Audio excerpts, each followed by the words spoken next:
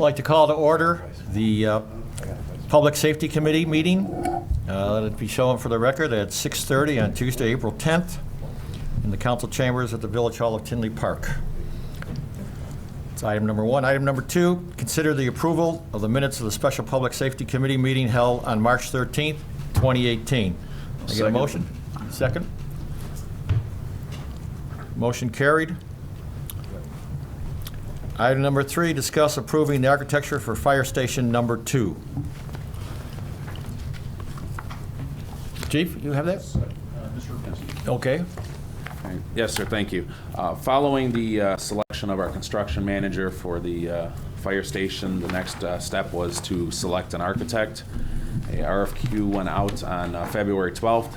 We had 12 respondents. Of the 12, based on our requirements for necessary architect, we had 5 firms that were selected.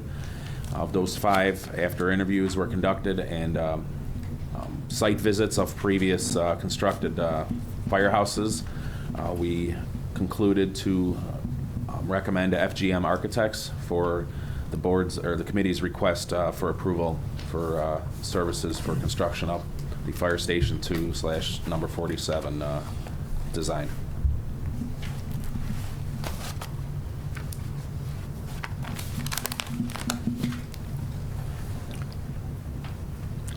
It was the committee's choice then?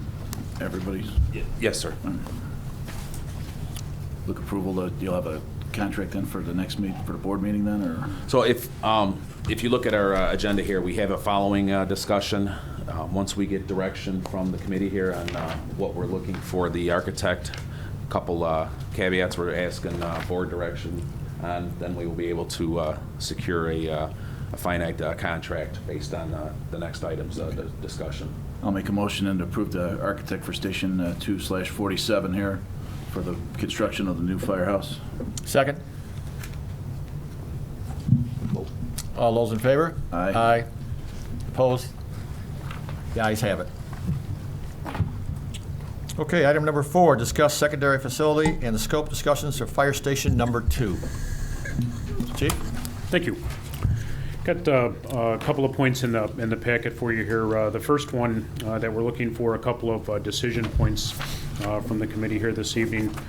Number one has to deal with really what the finished product is going to look like for the fire station. And the first question that we'd like some direction on is the determination on the construction of a basement for the new fire station for future storage and use.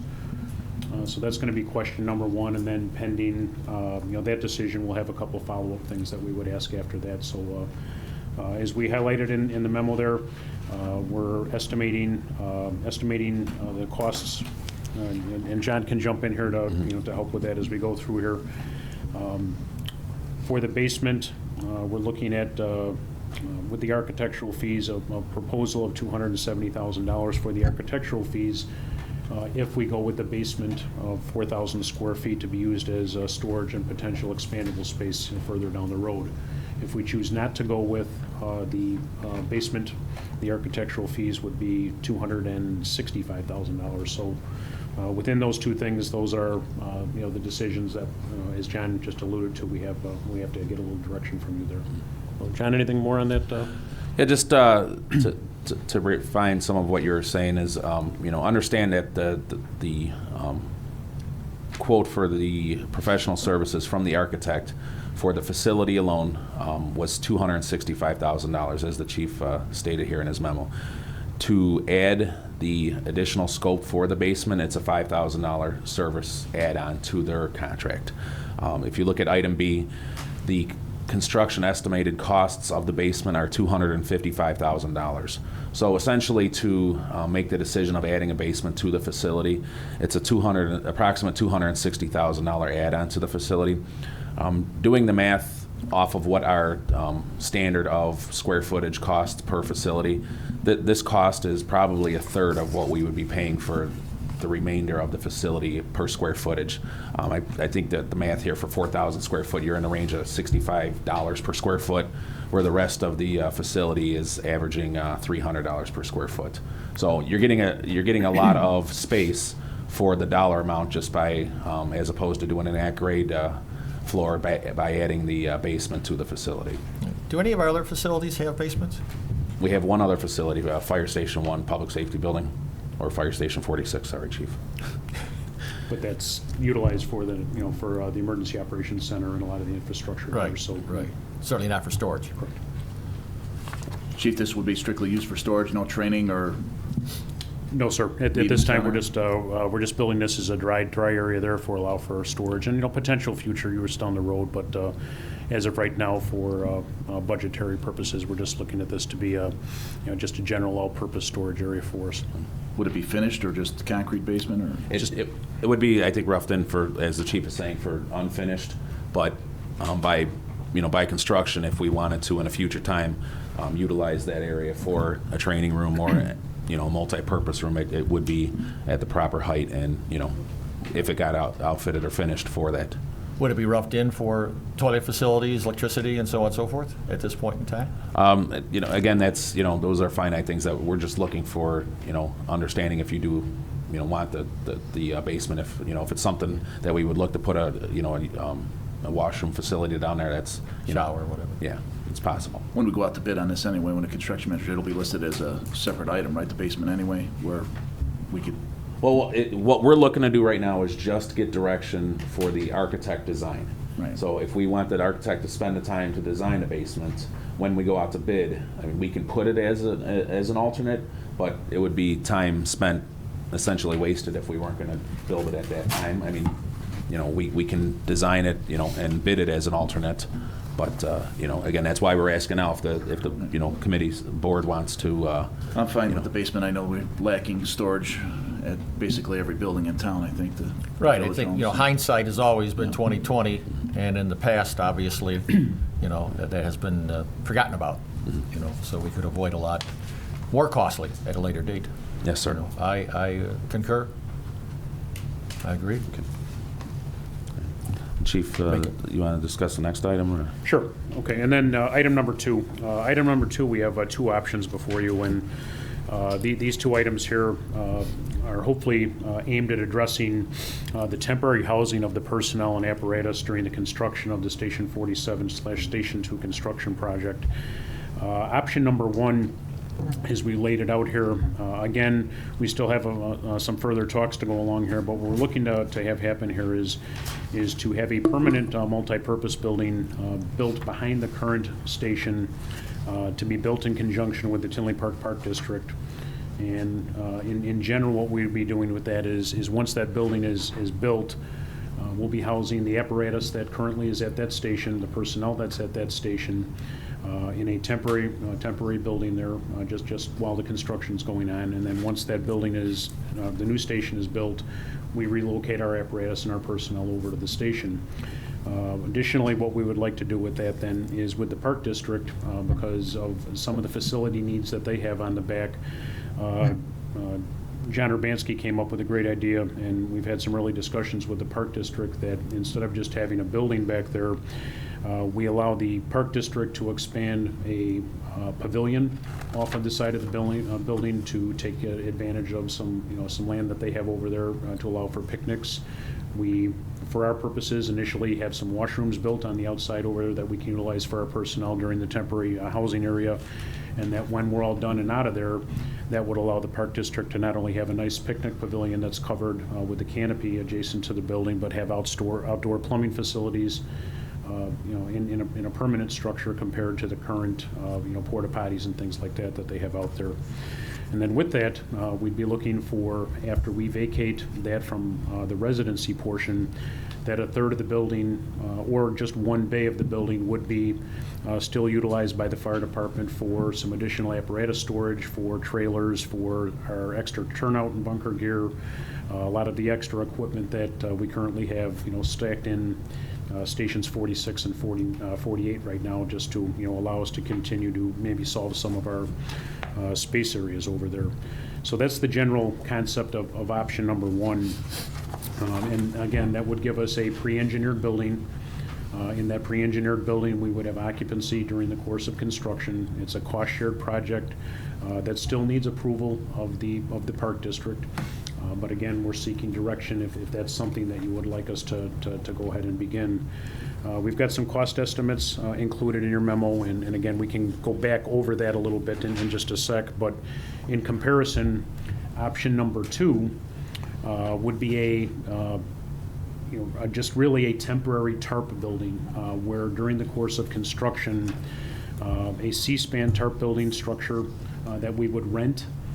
We would erect to the rear of the structure, probably have to do a little bit of, build out for some pad placement for the apparatus and that in conjunction with the C-span building, we would also have to rent a construction type trailer for the personnel who are assigned out of that station to live in during the course of the construction. And at the end of the project, all of those would be dismantled and those would be taken away from the site. And in contrast, allowing us to have a permanent building up front in option number 1 to at the end here not having anything left in the second option would show you the big differences between the two ends of them there. Right. So those are the two options, and obviously we can discuss the cost in that in a sec. But just I wanted to make sure first that the committee understood the two options that we were trying to present before we went any further there. I just go back to option 1. I know you said you had nothing directly from the Park District, but are they interested? Yes, we've spoken with the Park District Director, and after tonight's meeting, we do have an opportunity to speak to them tomorrow to give them an update on what our committee's recommendations were, so that they can begin the discussions a little bit further after this. So, we needed this step in order to enter into some further discussions with them before we could take any further action on that. Okay. Brian? I mean, obviously, we'd have to come to an intergovernmental agreement with them on this, the Yes, Park sir. District, if they decided to come along. Yeah. I just had some concerns with the cost. One, a $40,000 architecture fee for a whole building. It's a 4,000 square foot building, and the projected cost of $840,000. I just think it's the Park District built a maintenance garage on 80th Avenue. Granted, it was probably about 10 years ago. It was 12,000 square feet for $1.5 million. This with the fees, if I'm adding this right, it's just under $900,000 for a pole building with 3 bays. Seems like an awful lot of money. Is this something that we could go out to bid on? I don't think we need to have the architect that's designing the fire station to build. Granted, there's 1,000 square feet of living space, but I think that we could go out to bid and do that and have the architect work on the fire station itself. I don't think we need $40,000 in architecture fees for a pole building. That's just my opinion. I think that's a lot of money for a storage facility that'll be shared between, and I'd also like to see the Park District's input to see what they want, We have a representative from FGM if you'd like for them to expand on the costs. Sitting on the audience. Sure. here.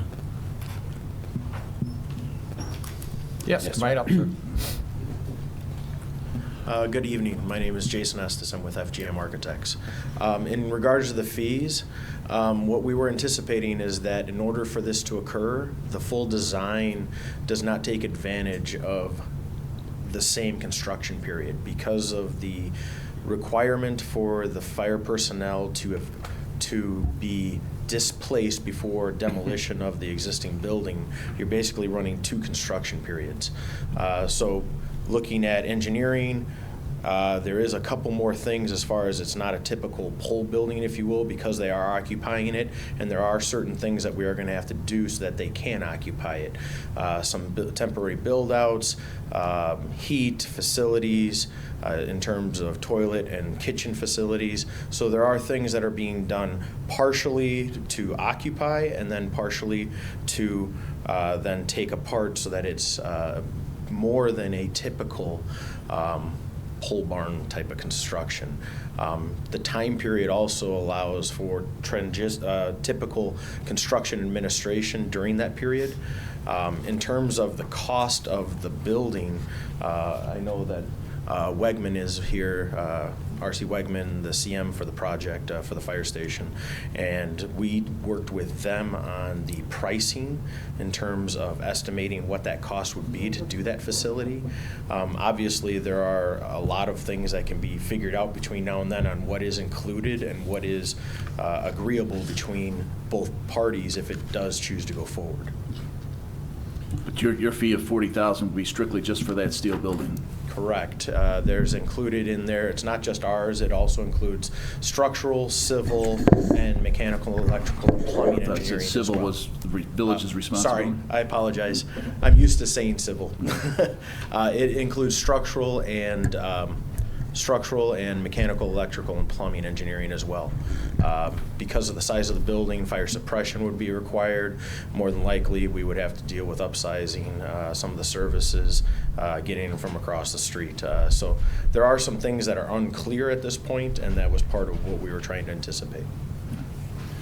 I mean, is there any reason, John, that we couldn't go out to bid for a building? I mean, the Park District built these type of buildings all day long. I mean, couldn't we just go out to bid and have these guys concentrate on the firehouse? I mean, I want them to obviously to do the architecture for the fire station, but for a steel building, I think that, I think we're getting ahead of ourselves, not knowing if the Park District wants to even commit to this project yet, and then also to also have their input on it. I just would think that, to go out to bid on a project of this size, I would think for a building that we're going to share with the Park District would be my opinion. There are definitely some caveats on here that may increase the cost of it. The pole building, planning department requested that we did not do a full roof-to-floor pole building. We have to do some footings for brick for the bottom 3 feet to try to blend it into the residence area.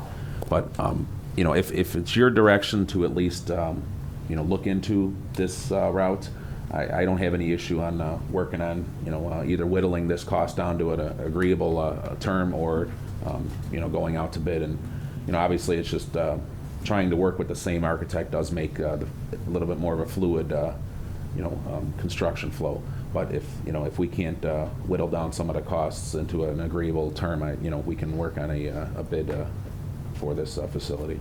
Yeah, I think a pre-engineered building, I think that's something that we could handle ourselves as far as going out to bid, and obviously we'll need the civil engineering still, and we've got that with our 2 engineers in-house with the village and our own engineer, but I think that we could do that, and let's talk with the Park District first. My recommendation would be to go out to bid for that building there, for the adjacent building that we're looking to share with the Park District. Okay. So do you want me to try to work on the number, or just you want to go right out to bid? I would like to go out to bid on it, on the steel building. You're just talking about going out to bid without For- using the architect, right? Correct. Yeah, okay. For the steel building, yes. Is that something, John, we think is feasible? If we do go out to bid, we still have to, create a bid package, so that is going to require some outside engineering for that specification and bid package. So there is going to be some cost incurred to it. We can go out to bid to receive, some quotes on the architectural end. I don't know if Wegman would be opposed to assisting with creating a bid package for that facility alone. Yeah, if you would. Good evening. My name is Terry Bohr with R.C. Wegman. I just want to emphasize a few things about the price. First of all, it was really just a budget, and it's really based on this sketch here. So it's extremely preliminary.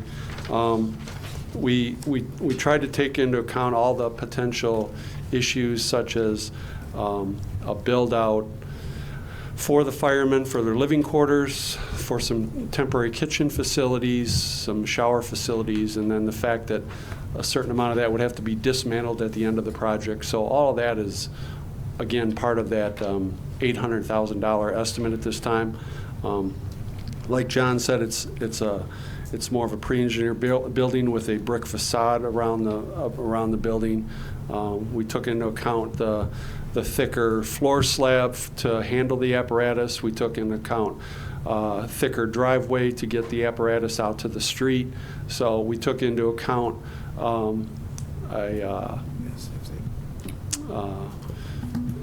vehicle exhaust system for the apparatus that could also be used hopefully by the Park District when they took over the building and had some of their vehicles in there. So it's a little bit more complex than just a simple Butler building or pre-engineered building. There are some things you have to think about because it is going to be used as a fire station for virtually a whole year while the current fire station is being built. So we're happy to assist you, John, however you'd like us to or however you feel we could. But yes, to bid it, it would have to be designed by someone who can design it for a fire station for a year. So that's all. Trustee Yonker, were you more concerned about bidding out the architectural services right now? No, I just thought $40,000 for a 4,000 square foot building. So you want to have an RFQ for the architectural services of Yeah, I this mean, you could facility? get another price for that. I thought we were just, this was all obviously the two options, and I like this option better than the temporary housing, being that it's going to be a year, so I would just like to see this go out to bid. I mean, you're looking at close to just under $1 million here for their estimates now. I just think it's something that should go out to bid. Well, no, I'm just trying to understand what the services of the architect go out to bid, or the construction of the facility? Both. Because right now, all we're asking is for your approval to allow FGM to design the facility. We're not asking for your approval. You're talking secondary facility, correct? Yes. All we're asking right now is for your approval No, to allow them to design. I think that we should get an architect cheaper than $40,000 to design. So I think I'm hearing multiple issues, and I think we need probably a couple weeks to do this. One is whether we The stay Park with the District current first. architect and get a reduced fee. Again, in the past, with this being a professional service, it's not like a typical bidding process. We would either work to negotiate it down or go somewhere else. But then there's the other question of whether or not we even need an architect. We can just bid this out. And thirdly, there's a separate question of whether or not the Park District's going to be on board. So I think we So just we need to some- get the parks input, what they want Yeah, in there yeah, afterwards. so- I know we'll have to dismantle. I know it's Yeah. different with the living quarters, the showers, et cetera, but Yeah. maybe the Park District, they have showers at their maintenance facility now, so maybe they Yeah. would be happy to keep that there. So I Yeah, mean, why don't we just table this till next Okay. month, I would say. So you're recommending to table it then?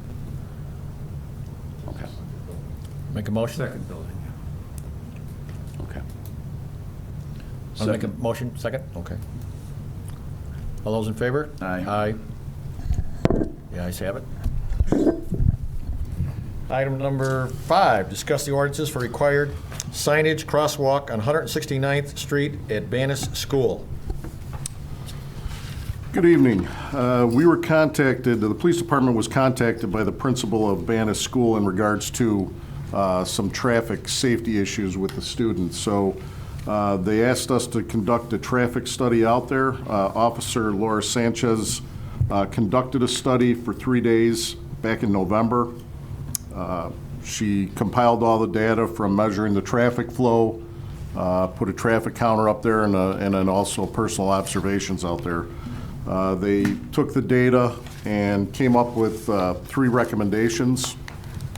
And first recommendation was to paint a crosswalk in 169th Street there, and Odell in front of the school there to mark it. Also place additional no parking signs along the street there, so it reduces any line of sight issues. And then number 3 would be also to provide a crossing guard for that area. So I believe what we want to do is try to move this forward. I believe an ordinance has to be created for something here on this. So what we would do is work with the village attorney to put that together for you to bring to a board meeting. Okay. Well, let's make a motion to get an ordinance going with the village attorney in order for this to happen. Second? All those in favor? Aye. Aye. Item number 6, discuss the safety radio upgrade at Andrew High School.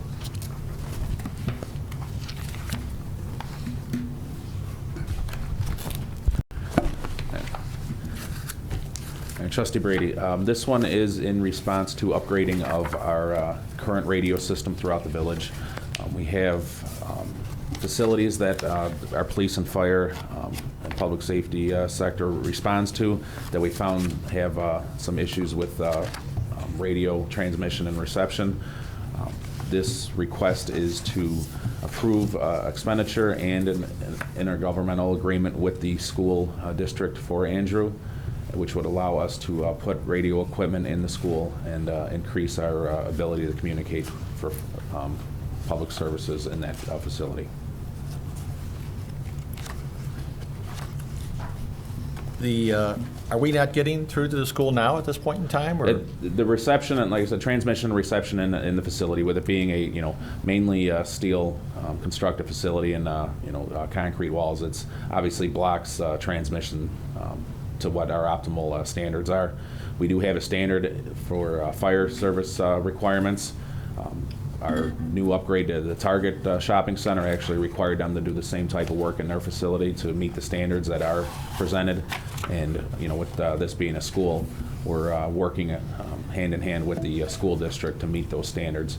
So this agreement would, allow for them to offer a cost share for this upgrade, and then maintenance would, be determined in the IGA for future maintenance of the equipment that would be installed out there. Just going, looking at the figures. Yeah, and this definitely covers the full spectrum of the facility. With it being multiple floors, you essentially have to install a subsystem at each floor that talk to the main base radio. And it's not just police; it's police, fire, and public safety radio. So it's 3 different frequencies that require triple the amount of equipment because of the 3 frequencies. Again, as you can see, that we're looking for Andrew to front just under $20,000 there, because they were willing to offer the labor on their end, having their maintenance workers run all the wiring for the facility, and then that offsets their monetary amount. But it's pretty much a 50-50 cost share request through them, and it is again for our responding police and fire for that facility to be able to communicate. Are their maintenance people qualified to run this particular type of wire? Is Yes. that detailed, or No, they have? they have a standard that they're gonna be required to meet, and they've done other smaller projects of this type, in the facility that we're familiar with, so they do know what the standard is, and they're qualified to be able to do that work. Pat, has the history been a problem there? Yeah, we've had a history there. We had a history at Tinley Park High School. We installed the same type of equipment at Tinley Park High School. So Andrew is one of the last places, that we have issues with, that we need this equipment. And I'd like to add that this is part of the budget, so this was approved for next year's budget. It is in the budget. Yes, sir. So we do, we put it away for. We do have the this. funds. Correct. Any comments from the board? I'll make a motion to approve the safety radio upgrade at Andrew High School. Second? All those in favor? Aye. Aye. Ayes have it. Any comments from the public? Let the record show that there are no comments from the public. I'd like to make a motion to adjourn. Second. All those in favor? Aye. Aye. So ordered. Public safety meeting is adjourned. I'd like to call the Public Works Committee meeting to order at 6:58. I'd like to make a motion to approval of the minutes of the Public Works Committee meeting held March 13th, 2018. Second it? All in favor? Aye. Motion carried. Number 3, discuss concrete flat work contract. Kevin? Yeah, this is the contract for our flat work for repairing of driveways and sidewalks around the various areas around the village. This is year 3 of a 3-year contract, so we're looking to, they've worked well in the village, so we're looking to move them to the 3rd year of their contract for approval. Make a motion to add J&J Newell Concrete to the meeting. Seconded? All in favor? Aye. 4, discuss post 2, that's Ridgeland and 183rd, painting of 2 tanks contract. So, John? Yes, sir. This is to paint 2 of the tanks at Post 2, which is the pump house at 183rd and Ridgeland. The concrete takes out there have not been painted for quite some time, and it's starting to show the age on there. It went out to bid. We had Era Valdiva contractor come in well under the competitors, and they're a reputable contractor that just does a good job, and they definitely beat out some of their competitors, as you can see in the bid tab here. We're requesting for approval of the expensive funds and to have these tanks painted. Have we ever used these contractors? We have. Okay. Make a motion to approve, to add the Era Valdiva contractor to the meeting. Second. All in favor? Aye. 5, discuss Harlem Avenue sidewalk improvements. Right. Kevin? This goes along with our sidewalk gap program that we brought to Public Works Committee a few months ago. We submitted for permit with IDOT to get some sidewalk gap filled in on Harlem. We do have this money budgeted in the upcoming funds. This is also a carryover. So we went out to bid, and we had 5 contractors bid on it. The low bid was J.J. Newell, and we're looking to award them the contract at the next board meeting. One note I would like to make is I did have a developer come in, I believe it was last week, discussing to build a strip mall in one of the areas that we're filling that sidewalk gap in at 167th and Harlem. So I might in the future hold off on replacing that one, and we'll be using some of the funding to put a sidewalk here in by the Village Hall here. Any questions? Not to, can we add that contract to the next board meeting then for the Harlem Avenue sidewalk improvements? Make a motion. Second. All in favor? Aye. Number 6, receive comments from the public. Anyone wish to address the board? Let the record show there is none. Motion to adjourn the Public Works Committee meeting.